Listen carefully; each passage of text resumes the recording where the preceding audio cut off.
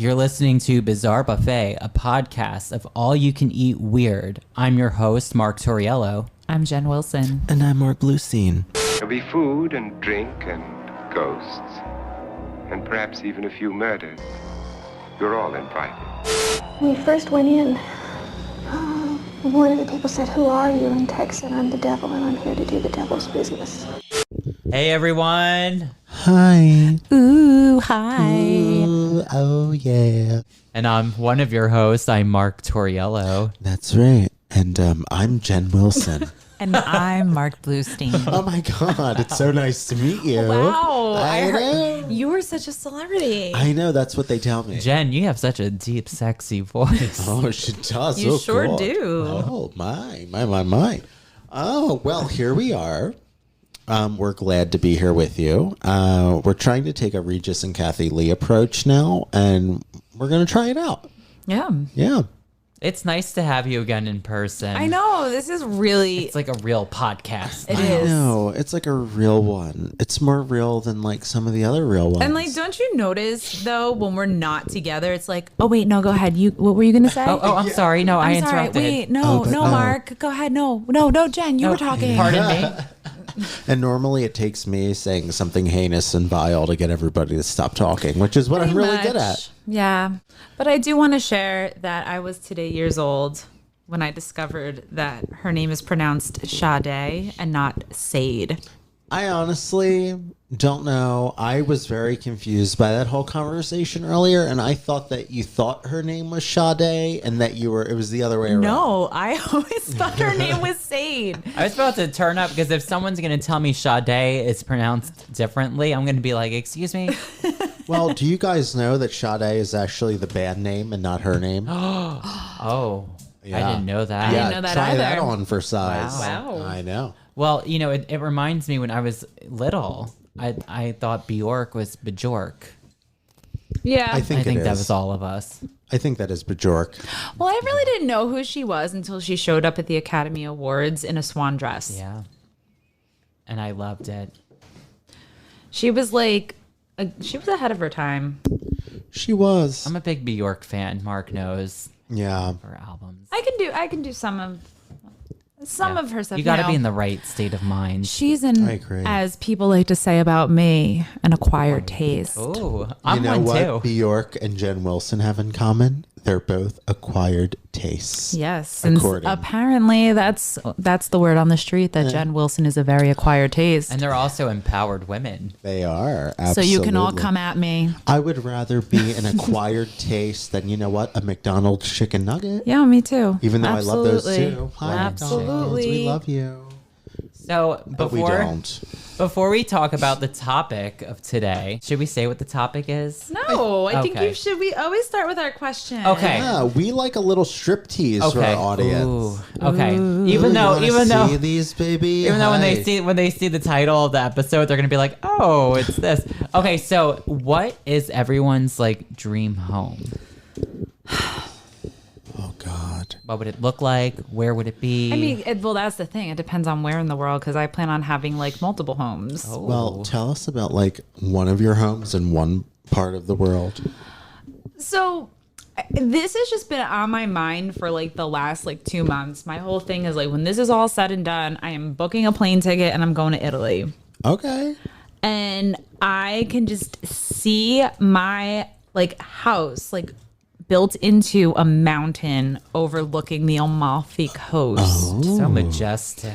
With like this beautiful porch or, you know, deck Okay. and one of those pools that it looks like you're about to swim over the edge. Oh, an infinity pool. One of the- yes, Oh, like- That means you have gorgeous. money. Oh yeah. Yes. You're rich.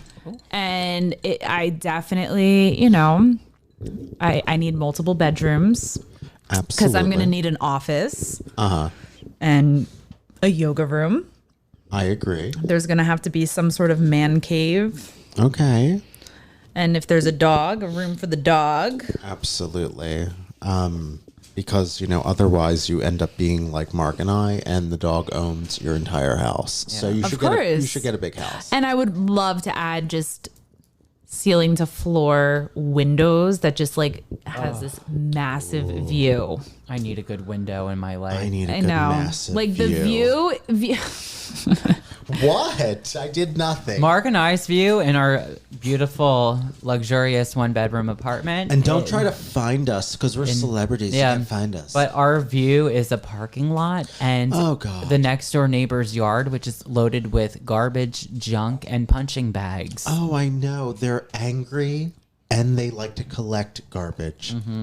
So I'm sure that you would not want that to be your view. You would definitely need a bigger space, and I really think you would need a floor just for Gonk. I think so. And, he would need his own loft.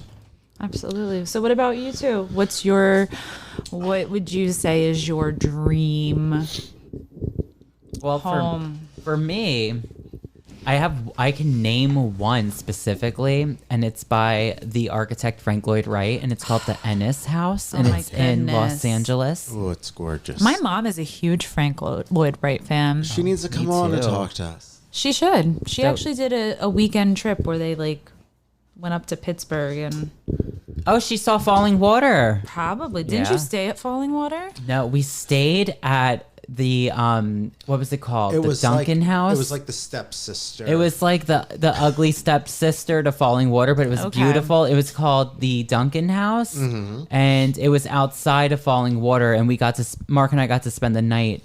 We did. in And it it. was also like a kind of awkward story, right? So I'm just going to tell everybody this quick little anecdote. When we went, like in the description, they were like, if you book this house and you want to stay here, just acknowledge that when you arrive, there's probably going to be a tour where people are, being shown the house because we do that like regularly. So They give tours. yeah, they give tours. It's a park called like Polymyth Park. So like yeah. you wouldn't be able to like walk butt naked out of the bathroom. Not at all times. Okay. So we showed up to the house. You mean like you couldn't sit like naked on the couch and like eat a pint of ice cream and watch a movie? we could after. Honestly, we were paying for it at the time that the tour was happening. So, I mean, I could have plopped my naked ass down on the couch, I suppose. Okay.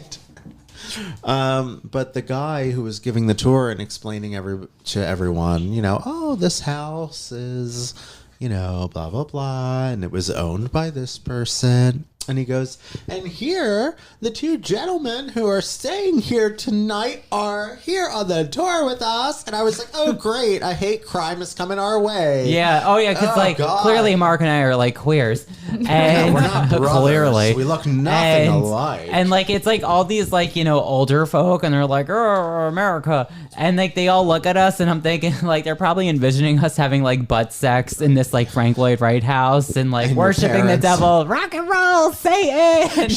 Should we include butt Beautiful sex for your architecture. parents? Yeah, why? They're not stupid. My parents are smart. Listen, my dad and mom saw the Howard Stern movie Private Parts. Okay, so they're enlightened. Hi, So- Pete and Maureen. So we love my you. dream We're home sorry. would be a Frank Lloyd Wright house. Okay. I Okay. mean, I agree. What about you, Mark? My dream house. My dream house would be ultra modern, like one window. No one would be able to find where it was ever. It would not show up on Google Maps. It would have shock fencing around it. Like for cattle Yes, shock. Yeah, absolutely. Like, I'm not talking about dog fencing where you need to have a collar to feel the shock. I'm talking about like you Right. walk into it, and yeah, I mean, 80s mall meets, Italian postmodern design, and also Shih Tzus everywhere. I think we have the same dream home. We do. We do. You do it like two different types of levels, I think. Yeah. Yeah. Something like that. But I have a question for all of you. Okay. I wonder if anyone listening knows why we're talking about where we would like our dream home would be. That's true. What do you think, Jen? Do you think they know? I don't think they know, but remember, I also don't really know. I know. So guess what, guys? So Jen Wilson, our very own, the illustrious, the gorgeous Jen Wilson. The acquired taste. The acquired taste Wilson of Jen. She doesn't know much about this story. So, Mark, could you regale us with what this is about? So tonight we are talking about the unfortunate tragedy at Corpsewood Manor. Yes. And I mean, let's get into it. Absolutely. So with Corpsewood Manor, what it's known for is that there were these two eccentric gay men, and they were from, I believe, Chicago originally. Mm-hmm. And they were like, we're over the city life, we're over the hustle and bustle, we just want to be left the hell alone and concoct our own dream home. And Relatable. And kind of just like live in the middle of nowhere and live our own lives, and that's it. So they ended up finding property and land in Georgia. Chattanooga County. Shout out to any of our Georgia listeners. Hi, Chattanooga. Dump Trump. But Somerville. so they find like what I think it's like 40 acres of land, or like Yeah, it was a large plot of land. a large plot of land. It was like dirt cheap, and they're like, well, fuck it, we're gonna build our own house. So they created this brick house that looks like a miniature, like medieval brutalist castle. And it was very unusual for that area. Yeah, I mean, they even referred to it as like a mini castle. It was a very odd structure to be there. It was like an oval, and I think it only had 3 or 4 rooms in the entire thing. Yeah. And it had windows that had pentagrams on it, and Ooh. Yeah, a Skeleton. Baphomet. Baphomet head. They had Hail Satan. they had a gargoyle. Gargoyle. Gargoyle. They He had suddenly turned into they a gargoyle. they the God Warrior. But they had like a gargoyle. Is it gargoyle or Gargoyle. gargoyle? I'm like, Gargoyle is reserved for God Warrior. okay, so they had a gargoyle and just all sorts of cool shit in their house. That was like dark and like satanic. It was very like gothic, Yeah. medieval furnishings and, styling. like they were goth before like the goths. Absolutely. Ultimately, these two gay men. So they lived in this house and they grew their own food, they made their own wine, and they decided to live without any electricity. So it was super authentic and just very unique. And they were very friendly folk. And unfortunately, they were murdered. Yeah, Wow. they were. And the thing was that, as like much, I guess, as they were like reclusive, they would openly invite people into their home if like the, opportunity, I guess, presented itself. So they lived in the middle of the woods, which, I mean, by today's standards, if you look up Corpsewood Manor, it's still in the middle of the woods and there is nothing around it. So it has not been developed. So nobody resides in Corpsewood Manor now. No, which is even more eerie. Okay. And it also like ties in later. So Corpsewood Manor, we'll say it now. It burned down after all of this happened. But the land has not been developed. It's owned by the state of Georgia. So it's even more eerie. It's almost like a cursed land. People are very superstitious and They say it's haunted. So I Yeah. guess there's a lot of ghost tours that go on there and a lot of local legends because of the hoopla that developed during the entire, like, I guess, trial process of the two killers, because it's really fucked up, because it's one of these situations where like the victim kind of gets blamed. It's victim blaming. It is. It absolutely is. And it's very interesting because this was a story that was it was in the 80s, and you wouldn't think, because a lot of these stories, you don't think, like, I don't know, in my mind, I think of, like, something from the 80s being, like, current. Yeah. You know, where I think, like, oh, 70s, 60s, oh, that's an old story. But I'm like, 80s, that's very weird. Right. So, Corpsewood burned down, whether it was by arson, angry townfolk, whatever it was. And nothing has ever come of it. Now, I mean, I'm sure you're going to get into this like a little bit deeper, but what was their relationship like with the people that lived in this town? So it's very interesting because, you know, this story, there is not a ton of information about them, but we know basically like bits and pieces. So, you know, I would say think of it like, you know, these kind of big city people moved to the middle of nowhere, and they just wanted to be away from everything that being in a big city represented. I don't blame them. Right? I know. I can relate to it. I think we all can. But, you know, the problem that occurs is that in, you know, these small towns or places, you know, generally they're not as, and now this doesn't, you know, apply to everywhere, but typically not as open-minded. So when you move to a place like they moved to, and even though they were in the middle of the woods, it got out very quickly because they built, you know, two men who built this like mini castle with a neon pink gargoyle on the top of it. And they were like not wanting to associate with anybody. They were doing their own thing. But it started to trickle out that, you know, they were Satanists and they were gay. And a lot of other things, which, you know, in today's world, more people are open-minded. And I say more people specifically, not everybody. Not a lot more, but more people now. A little more now. Yeah.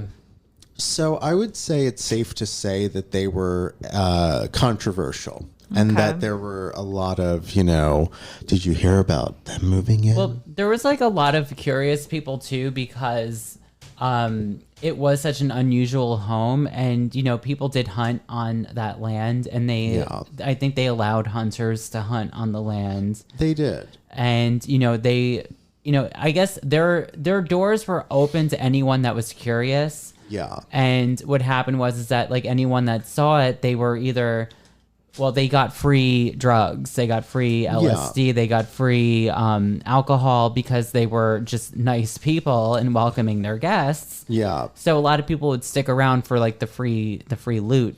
Yeah. And then they would go home and be like, oh, those faggots had a bunch of gargoyles. And these squares, they gave me so much. Now, it has never been solved with or any indication of who the murderer or murderers could have been. Well, it has been, and we're going to get deeper into that. So, oh my God. I know. See, we're all learning together. We are. But Charles Scudder, he was a professor who moved from Chicago, and he was well off. His family was affluent, I suppose you could say, in Chicago, and he was tired of that life. He wanted to get out of it. But I don't think he was filthy, stinking rich, though. I don't it was think just, so. He was comfortable. He was comfortable. He was comfortable. And he was an educated man, so he had means to be like, you know what? Fuck this. I am leaving. I don't like doing this. I'm done. So, and that's how it all started, you know, and he was married to two women, you know, prior. At the same time? I mean, maybe. I don't believe so. Oh, okay. But yeah, they moved down, and his partner, who I believe they referred to as like help of some kind. Okay. Yeah. Which was, I don't know if it was part, it's very confusing because it could be part like, you know, oh, well, I'm embarrassed to be gay, but also, you know, we're taking word of people and things in a very confusing story to begin with. So we don't know if he was actually embarrassed by the fact that he was gay or had a partner, but I think they were out though. yeah, Both of them. Now, what was the year? I think it was 1982 was the year that they Now, died. if you think about it, think about the time. Think about what was going on in the world. Yeah. Two gay men would have been looked at as, Yeah, a problem. a problem or danger or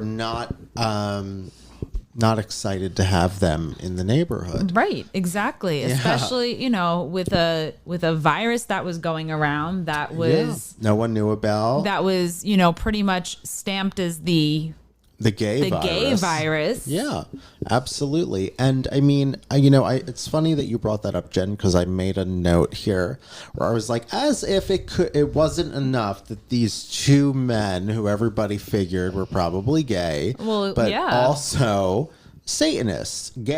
If you haven't heard about Anchor, it's the easiest way to make a podcast. Let me explain. It's free. There's creation tools that allow you to record and edit your podcast right from your phone or computer. Anchor will even distribute your podcast for you, so it can be heard on Spotify, Apple Podcasts, and many more. You can make money from your podcast with no minimum listenership. I mean, how cool is that, right? It's everything you need to make a podcast in one place. Download the free Anchor app or go to anchor.fm to get started. On with the show.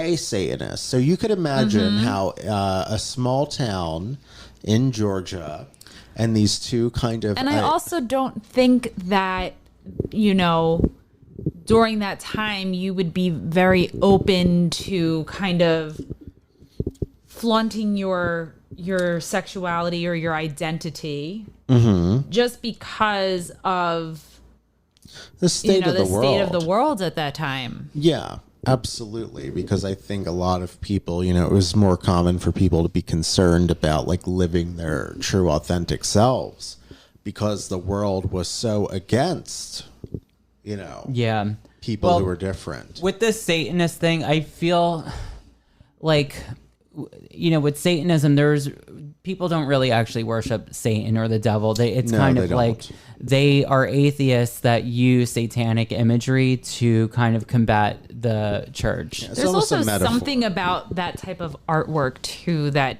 I'm not gonna lie is a little appealing. Yeah. Well, I love the Satanists because they have aesthetics. They do. They and have you know a what? good aesthetic. I love so many things about Satanists because you know what? They are on the forefront fighting when Planned Parenthood when Planned Parenthood was in the forefront of being attacked when all this bullshit started happening. So the Satanists are like the best people in the world with the Yes. Being on the front line with Planned Parenthood. Absolutely, because they are all about women and reproductive rights and That's very having a important. choice and gay rights, human rights, human equal rights, absolutely, just being a decent human being. Absolutely. Well, I think they could have very well been Satanists, but not like hail Satan. I think they were atheists, just making like a mockery of it, or they could have just had good aesthetics that were a little more dark and macabre. Yeah, and so here's like a notable part. So Charles Scudder, he had, I believe it was like a Jeep, okay, and he spray painted pentacles on the doors of his Jeep. So he would drive into town in this little, Georgia town when he needed to go get some things. And his car would have, visually satanic symbols, which, Today, that's the equivalent of having like a Black Lives Matter or equal rights or rainbow sticker on your car. Absolutely. It's just saying, hey, this is what I do. I'm not harming anybody. This is my It's like the equivalent of having one of those Christian fishes on the back of your car. I think it's called Ichthus. Oh, well, you would know. I believe you are correct. Yeah. I'll take both of your words for it. I had to go to Catholic school. It was fucking I went awful. to Catholic school for a few years, but I didn't, Good at get too into it like you did, Mark. I spent 15 years in Catholic school, and I got the Corpsewood Manor treatment at that fucking place, St. Michael's in Union. Bet.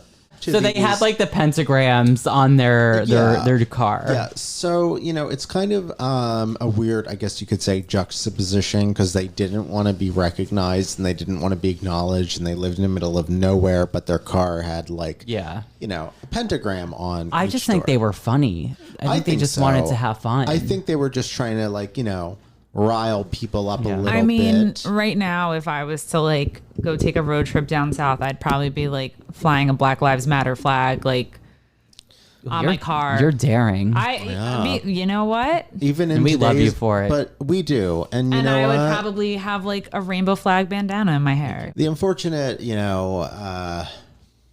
aspect of all of this is that this was something that happened, and it's something that could still happen today. So with like the attraction that they had with their like mystique, they met these two gentlemen. I think it was like an uncle and his. So I'm going to go back to earlier when you said they would let people hunt on the land. So Charles and Joseph were very welcoming in their home, and I know that Mark had mentioned that people would use the land to hunt on, and they basically honored that. It was like a, grandfathered in, if you will. They let people continue to hunt on their land. Okay. Now, one of the individuals who would continue to do it, his name was Avery Brock. Now, he was a regular visitor and participant who would visit Charles and Joe, and basically party, have sex, do drugs, all of the fun, hedonistic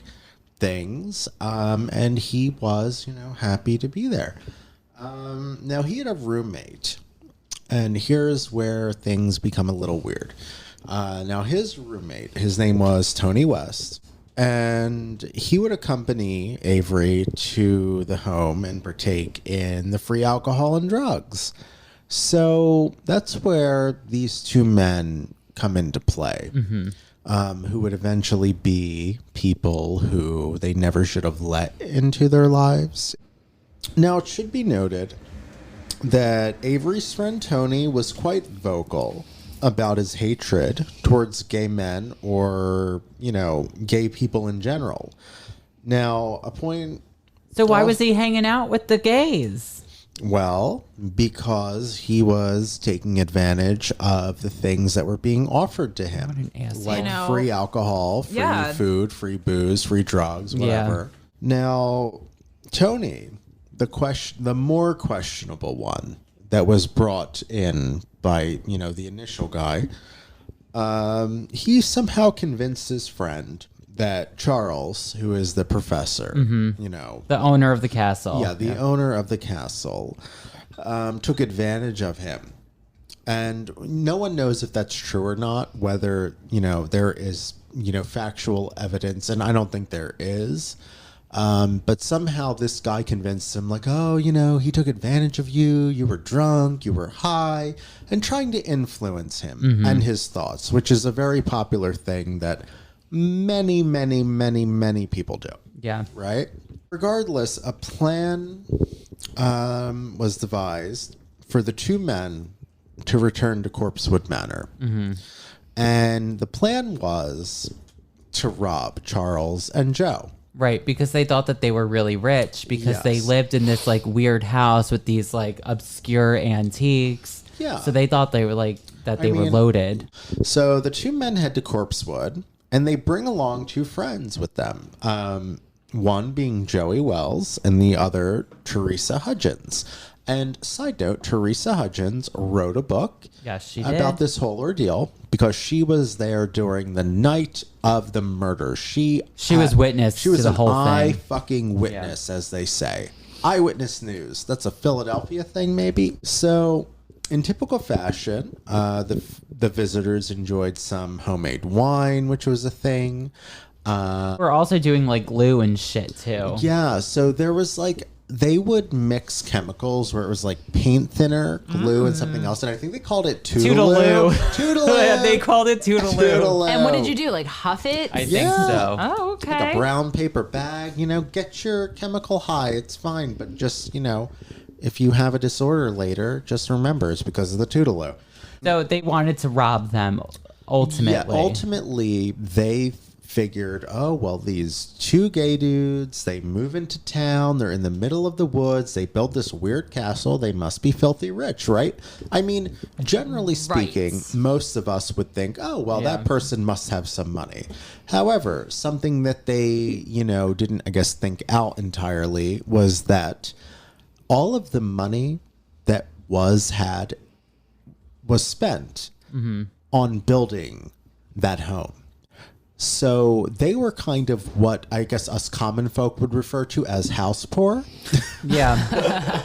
Well, I know they sold everything they basically had to come up with the money to build this house. Absolutely. Yeah. And I know the one did have an like a trust fund. But it was like literally like I think between $100 to $200 It was a very month. low. So it like the equivalent back then is probably like 2 or 3 grocery orders a month.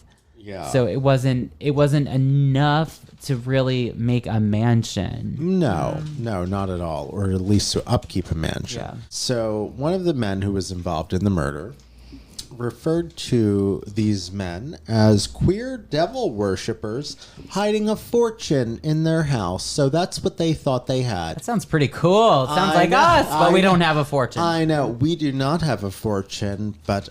So these men, were able to kind of... Did it on their own. Did it on their own. Yeah. Exactly. Have the aesthetic they wanted. And probably was reading Rob Me, even though that wasn't the case. Yes, absolutely.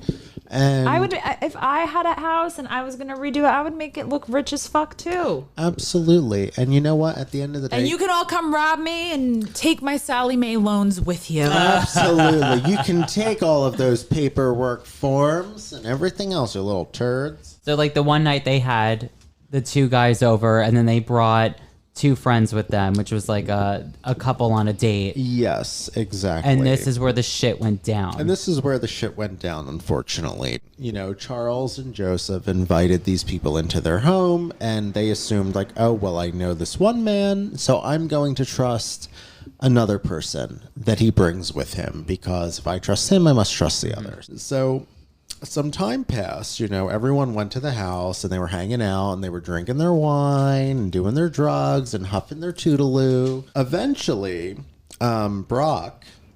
he went out to the car to retrieve a .22 caliber hunting rifle. Ooh. Yeah. According to his mother in a documentary I watched, it belonged to the father. So, sadly, the first victim was Joseph Odom, who was Charles' partner. He was shot to death 4 times in front of Charles and the company that was there. They also shot their 2 dogs. Yes, they shot their 2 bull mastiffs in front of him. So Wow. I know. So Charles Scudder, he witnessed his partner be killed in front of him. Wow. And he knew that his, animals were also murdered. So the other 2 guests, right? Wells and Hudgens, allegedly, they tried to flee during the course of what was already a horrific scene at Corpsewood Manor, right? So only to re-enter the house after their car wouldn't start. So they were kind of like, fuck, we're trying to get out of here, and now we can't because the car won't start. So somehow they end up going back into the house. So at this point, Charles Scudder, he had been tied up by Avery and Brock, the 2 men who He was were also there. gagged. Yeah, and he was also gagged, and they had him. I think they were threatening him with a knife as well. Mm-hmm. And they demanded money that they thought existed. It just goes to show you, like, not everything is like what it seems. Not at all. Not at all. It's very true. And, after they basically ransacked the house, What happened to Charles?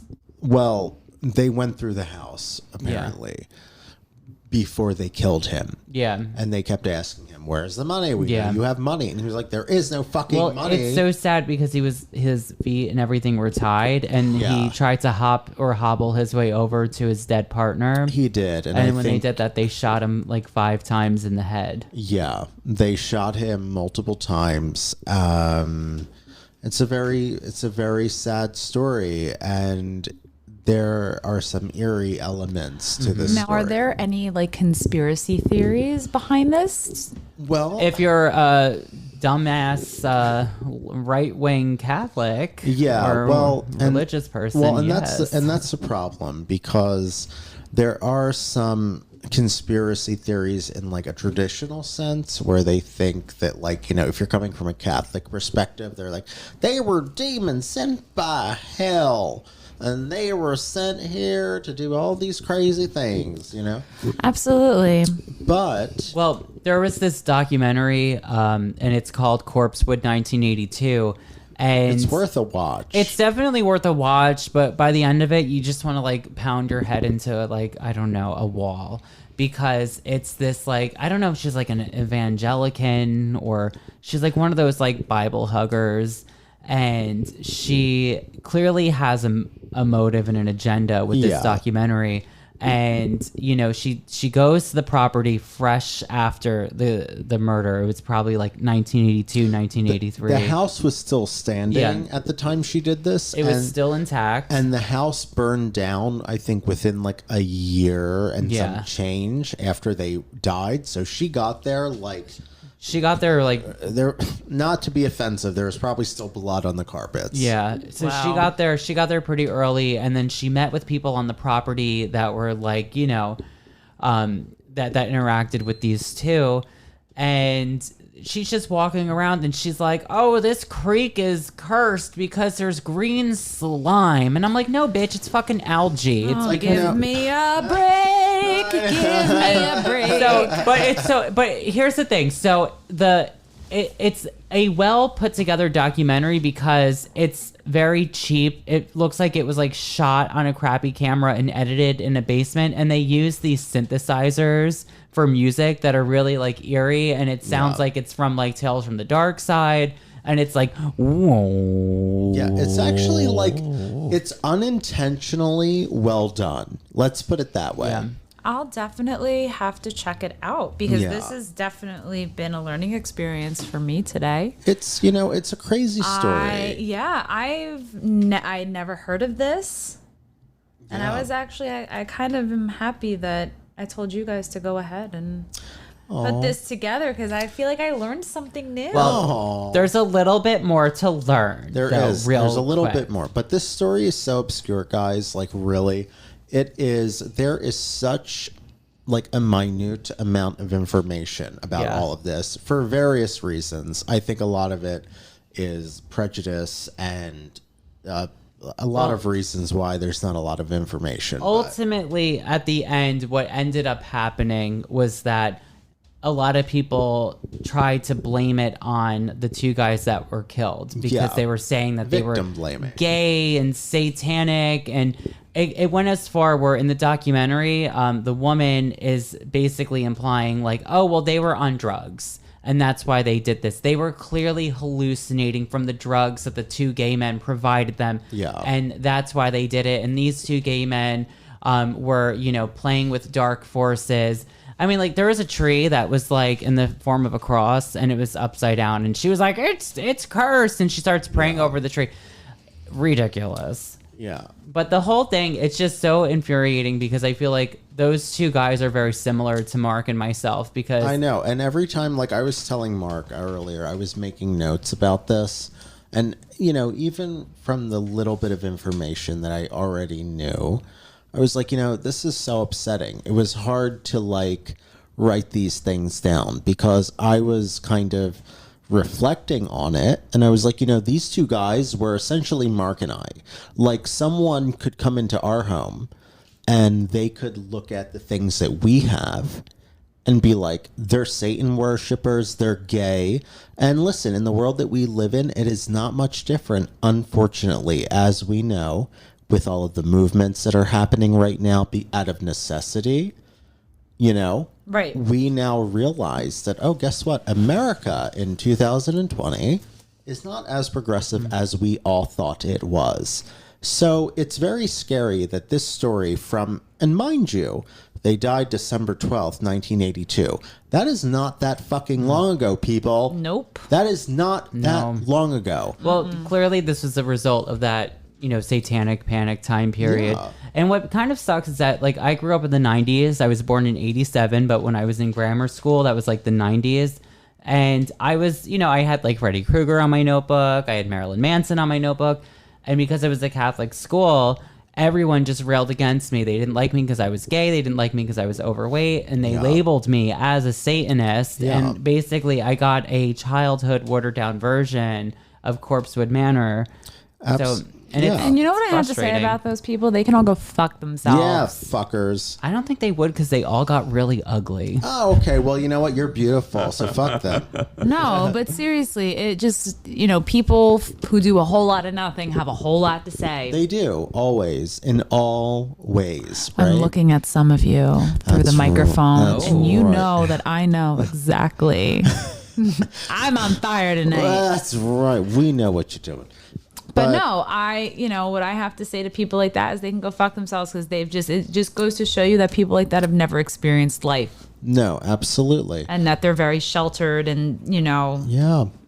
But, And then they wonder why people staple nuns' habits to the back of the chairs. And, I think a lot of I personally believe that a lot of people who have very strong opinions about people that they don't really know, it's learned opinions. It's not people who have been able to go out into the world and experience life. yeah, absolutely. It's very skewed perspectives, and they're basically going with the pack.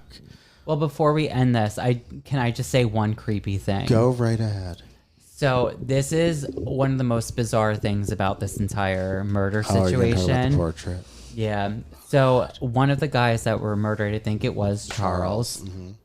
He made a self-portrait of himself, and he is gagged, and he was shot in the head 5 times. And there's a picture. Yeah, it's fucking eerie. There is a picture of him from the crime scene dead, God. and it's like identical to Yeah. the portrait. So there's a lot of speculation that like maybe there was some sort of like dark magic or paranormal or just something that Something is going supernatural. Something Right. going. Yeah. And another thing now, this has not been, no one can say as to whether or not this is entirely true or entirely what he said. So I am not going to put words in his mouth. However, it is noted from someone who was there during this time when the murders were taking place. And he allegedly said, I asked for this before he was murdered. Wow. And I think that's bullshit. I think that is bullshit. I think it's propaganda. Or maybe But- he was being sarcastic because I could see myself being like, "Oh well, I fucking asked for this by yeah. letting her ass into our house." Absolutely, Like, yeah, and I think in my thoughts, I got sassy. No. I mean, I think the same way. I think that's probably the way it went down. Like he was like, "Oh well, I guess I fucking asked for this." Yeah. I don't think it was Right. as a dramatic reenaction, but I think the portrait is quite eerie. Yeah. And yeah, Corpsewood Manor. There is no address for it. However, it is owned by the state of Georgia.